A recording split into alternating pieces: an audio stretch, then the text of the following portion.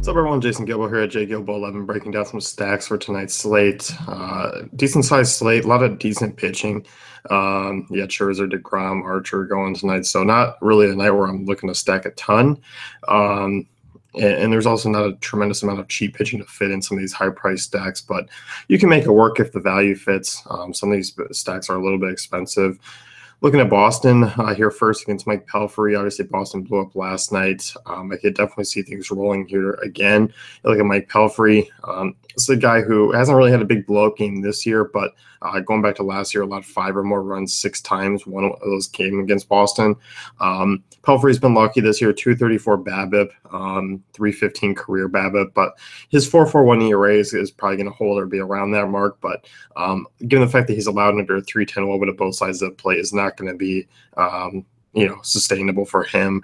Pelfrey's a guy, 36.4% hard contact right to lefties, which that plays well for guys like Benintendi, Mitch Moreland, who are hitting the ball well, even JBJ, who's coming off a big game. Red Sox have one of the highest hard contact rates against right-handed pitching this year, 36%. That's top 5. They've been middle of the road for the most part, ISO, WOBA, WRC+. They've had scored the 10th most runs against right-handed pitching. Guaranteed rate field is very solid for right-handed and left-handed power, so I definitely don't mind it. Mookie Betts in there, Mitch Moreland, Andrew Benintendi. You might even throw in a JBJ over a Bogart just because he's a little bit expensive. So I don't mind it. Hanley's obviously a contrarian play as well, but I think I prefer Moreland a little bit, but Hanley's certainly in play. So, given there's 6 or 7 guys here, you can change and be a little bit different in the Boston stack and maybe leave out a guy here or two that others are going to put in. So they definitely want to consider. Staying in that same game, Drew Pomeranz is on the other side, coming off a really strong start. This is a guy, 1.64 home runs per 9, 38.5% ground ball rate to right-handed bats, near 10% walk rate.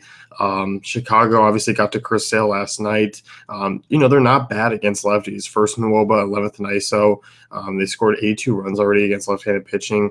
Pomeranz is a guy, if they get to him early and work the count because they don't strike out a ton, they can knock him out of the game pretty early and get to a long reliever that's not really in Boston's favor. So Chicago's an intriguing way to go tonight. Melky Cabrera, Jose Abreu, Todd Frazier, Avisel Garcia. If like a Tim Anderson slips up in there or a Luis Garcia, I don't mind those guys either.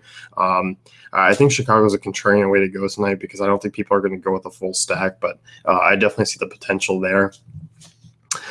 Tampa's the other one, and this is kind of a playable one on 2 sites to talk about. DraftKings priced up the Rays, pretty highly.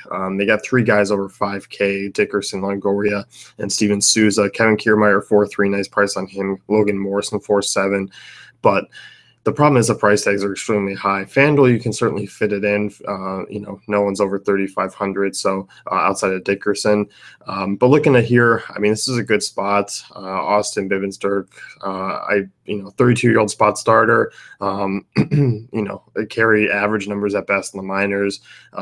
Low ground ball rate, so you're looking at a lot of fly balls here, below average strikeout rate. This sets up well for Rays bats who have been doing really well. And they're top 10 in WOBA and ISO against right-handed pitching. So the Texas bullpen also bottom 5 in ERA.